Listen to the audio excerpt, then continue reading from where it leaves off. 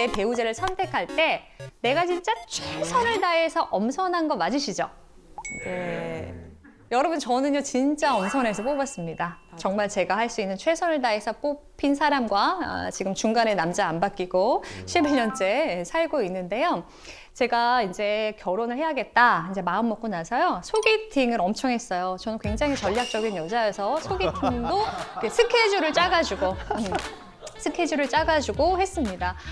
그런데 처음 시작할 때는 소개팅 분위기가 꽤 괜찮아요. 근데 애프터가 안 오는 거예요. 네, 난 빨리 결혼을 해야 되겠는데. 그래서 제가 답답하니까 주선자한테 물어봤죠. 나 뭐가 문제니? 했더니 제가요 이상한 걸 자꾸 물어본다는 거야. 좀 멀쩡하지가 않다, 여자가. 여러분, 우리가 소개팅 나갈 때 물어보는 거 좀 이렇게 루틴하게 정해져 있지. 안전한 거 물어봅니다. 그렇죠. 여행 좋아하세요? 뭐 주말에 뭐 하세요? 이런 거 물어보잖아요. 근데 저는 사실 그런 게 별로 안 궁금했어요. 우리는 결혼을 해야 되니까 아주 중요한 걸 물어봐야 된다고 생각했어요. 뭘 물어보신 거예요, 대체? 저는 이런 거 물어봤습니다. 당신이 인생을 살아가면서 중요하게 생각하는 인생의 가치관 4가지를 선택해 보시겠어요? 이상한 사람이야! 꼭 4개 해야 돼요? 네 개. 아니, 사실은 8개인데 반만 물어본 거예요. 가족끼리도 잘 안 물어보는 거예요. 가족끼리도 안 물어보는 건데. 그리고 만약에 그 가치를 제가 잘 알 수 있는 에피소드가 있다면 부탁드려요. 나 같은데 저런 걸 어떻게 물어봐? 그런 걸 하니까 많은 오빠들이 질색팔색하면서 애가 좀 이상하다 하면서 이제 간 거예요. 근데 그때 유일하게 저를 비웃지 않고 저는 인생에서 이게 좀 중요해요. 윤나 씨는 어때요? 이렇게 물어본 사람이 딱 한 명 있어요. 지금 남편. 멋지다. 와, 이게 운명이구나. 그러니까 제가 그 정도로 이제 엄선해서 뽑고 그 이후에도 심층 인터뷰와 다면 평가를 통해서 저의 남편을 엄청. 이쯤 되면은 남편은 행복할까? 이런 생각 드시죠? 네. 지금 눈빛이 다 그래요. 네, 근데 뭐 그럭저럭 살고 있어요. 근데 여러분 보세요. 제가 왜 그렇게 유난이었을까요? 좀 이상하리만큼 유난이잖아요. 저는 정말 그랬어요. 저는요, 진짜 실패하고 싶지 않았어요. 우리 엄마 아빠처럼 살고 싶지 않았어요. 네. 저는 엄마 아빠가 너무 많이 싸우시니까 그게 어린아이의 마음에서는요, 너무 큰 두려움이었어요. 세계 전쟁이고 우주 전쟁이었어요. 그러니까 저는 그런 거를 절대 never 반복하면 안 돼. 내 아이들은 내가 겪은 거를 절대로 대물림해서는 안 돼라는 강박이 있었던 것 같아요. 근데 여러분 있잖아요. 우리가 어떤 공식에 갇힐 때 절대 나는 이렇게 해야 돼. 반드시 기필코 이 덫에 빠지면 사람이 딱딱해져요. 부드럽지가 않고 상황에 맞춰서 유연하게가 안 되고 자기의 고집에 쏙 빠져 있어요. 그때 제가 그랬던 것 같아요. 저만 몰랐던 거죠. 제가 이상하다는 것을.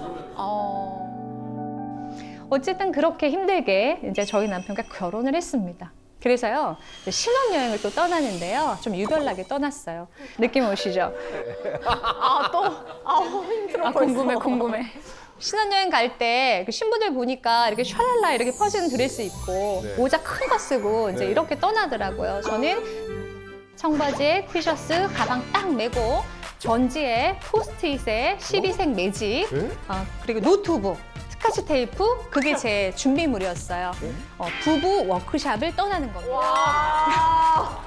오 마이 갓. 그게 뭐 하는 거냐면 부부 공동의 가치들이 있습니다. 예를 들어 건강, 뭐 돈, 봉사 몇 가지 기준들이 있어요. 그래서 우리가 매년 계획을 세웁니다. 우리 건강에 대해서 올해 뭘 할까? 이렇게 계획을 짜요. 그리고 연말에 성과평가를 해요. 그래서 뭐 고가를 주고 경고도 주고 뭐 이런 거를 저희가 이제 매년 하고 있어요. 그러니까 첫 번째 부부 워크샵이었던 거죠. 신혼여행이. 여러분 결혼하신 분 중에서 한번 생각해 보세요. 내가 신혼여행에서 이 사람은 아닌가? 이런 생각 혹시 해본 적 있는 분 계신가 모르겠어요. 제가 어떻게 뽑았는지 말씀드렸잖아요. 네, 구구절절. 네. 저한테는 정말 힘든 과정이었는데 너무 대화가 안 통하는 겁니다. 그때 그 오빠 맞나? 정말 이런 마음이 들 정도로 어떤 거냐면 근데 저는 주로 계획을 세울 때 하자, 질러, 재밌겠다, 당장에 내가 책임질게 이게 제 스타일이에요. 아, 멋지. 네, 그냥 막 이런 상태로 대화하는 게 제 스타일이거든요. 근데 제가 그럴 때마다 저희 남편이 네, 그럴 때 이런 어려움이 있을 것 같아. 플랜 B를 준비해야 되지 않을까? 주변에 조언을 구하는 건 어때? 그렇게 말하니까 짜증이 나는 거. 말할 맛 안 나는 거 아시죠? 내 말을 이해하지 못하는 것 같고. 딱 끊는 느낌. 맞아요. 답답하고요. 그래서 이제 그 리조트에서 이렇게 걸으면서 안 맞아, 안 맞아. 이 말이 그냥 절로 나와요. 근데 안 맞아 하고 마침표 찍기가 싫은 거야. 나 그거 안 하려고 이렇게 했었는데. 그러면 점 찍지 않으려면 우리가 뭘 해야 되냐면 물음표가 필요해요, 여러분. 우리는 서로 다른 어떤 공식을 가지고 있을까? 나는 어떤 공식을 가진 사람이고 저 사람은 어떤 공식을 가진 사람일까?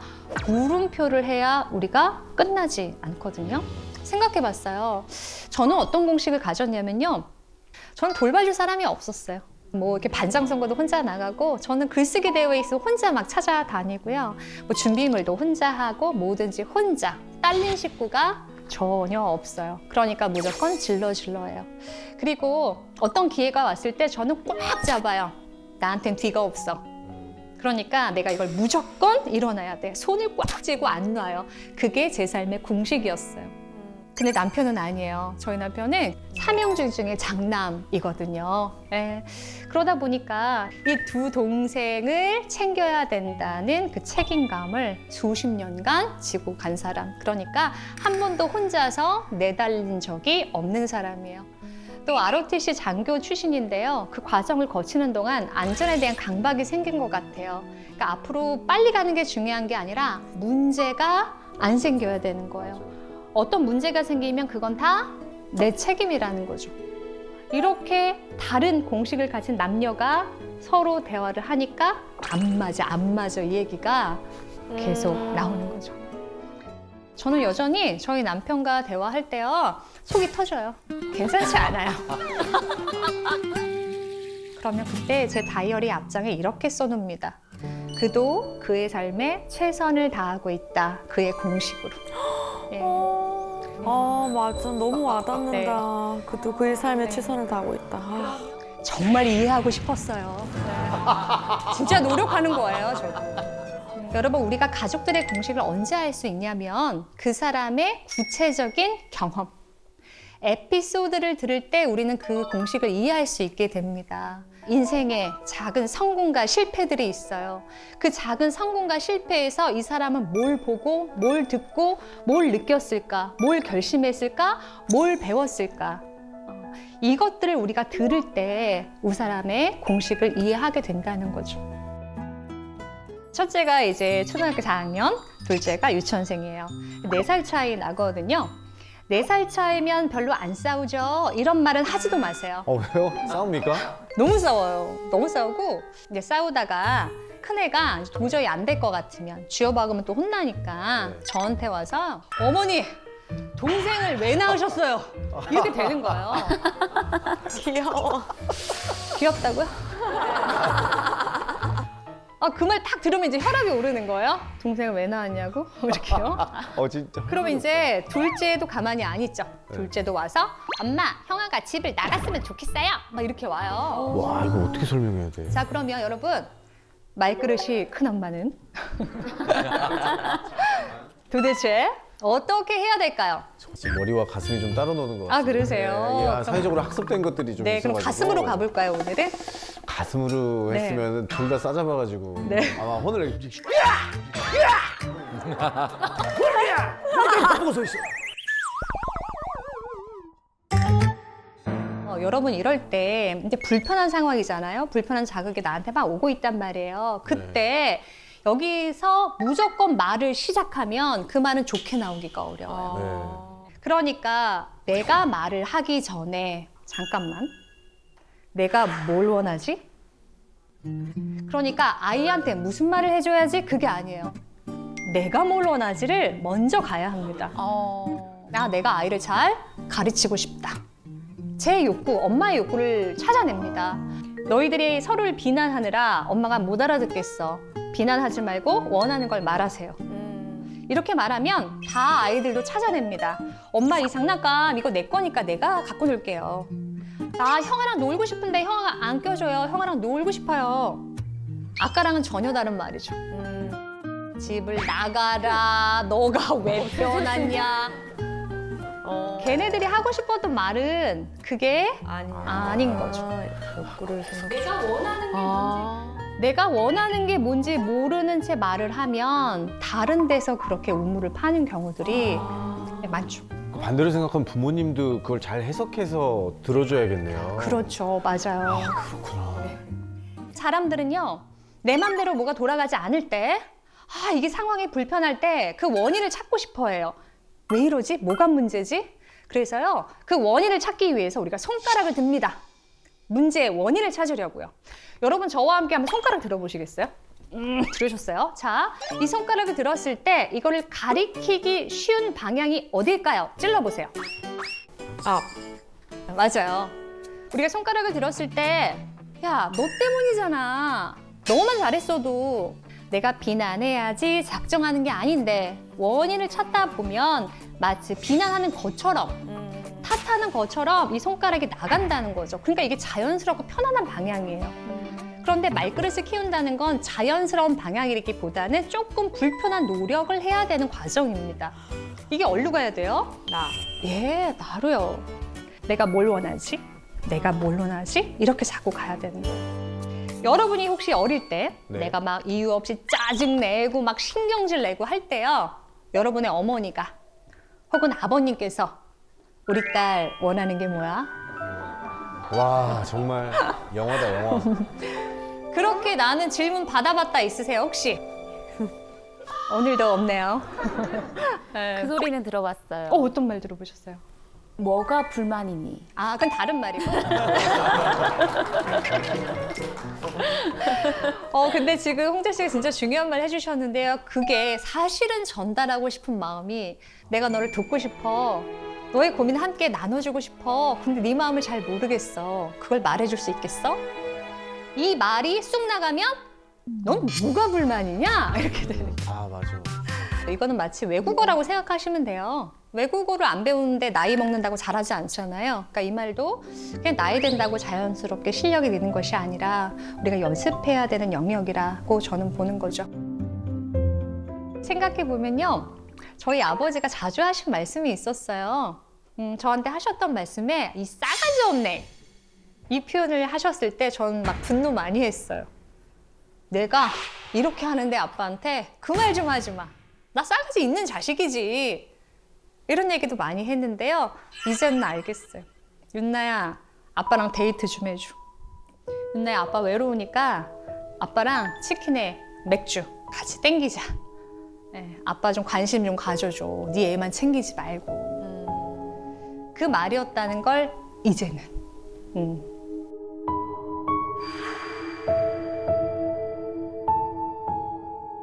욕구의 말을 찾아내는 연습을 한번 해보려고 하는데요. 도대체 당신은 집에서 뭐 하는 거야? 저도 비슷한 말을 종종 써요.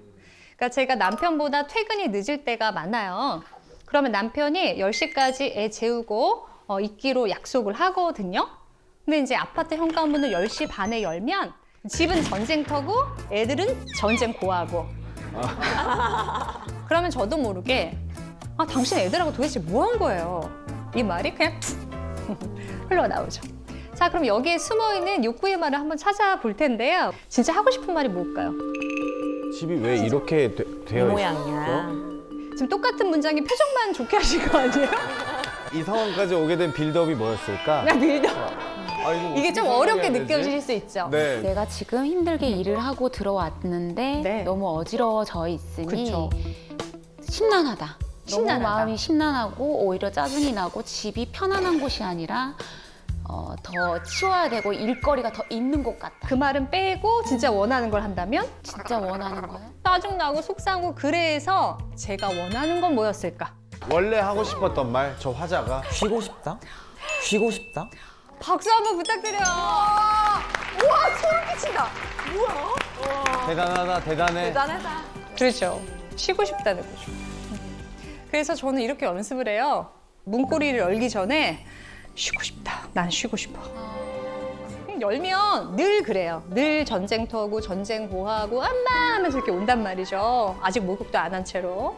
그러면 여보 나 쉬고 싶어. 이 거실문도 치워줘요. 목욕은 내가 애들하고 할게. 이 말을 약간 기계처럼 의식적으로 그 연습을 통해서 우리의 말그릇도 커진다는 거. 그리고 또 하나 말씀드리고 싶은 건 우리가 원하고 기대하는 걸 말하는 것도 서툴지만요. 반대로 상대가 어떤 원하는 것을 말할 때 그걸 편안하게 받아주는 능력도 저는 좀 더 연습이 필요하다고 생각해요. 예를 한번 들어볼게요. 이것도 제 아들하고 있었던 일인데요. 네. 아이들과 이제 큰 가구 매장에 이제 갔는데 가보니까 사람이 되게 많더라고요. 그래서 카트에 아이들을 이제 태우고 저는 이제 코트도 못 벗는 거예요. 그러면 그래서 이 코트도 껴있고 막 땀을 뻘뻘 흘리면서 필요한 물건들을 막 이렇게 사고 있었어요. 저희 큰아이가요 이렇게 말하는 거예요. 엄마 집에 가고 싶다 이러는 다 사면 거예요. 그러지. 듣는 순간 딱 불편했어요. 가긴 뭐가 가 막 이러면서. 네, 네. 근데 제가 이제 반응을 안 하니까 저희 아이가 조금 더 큰 소리로 말합니다. 집에 가고 싶다.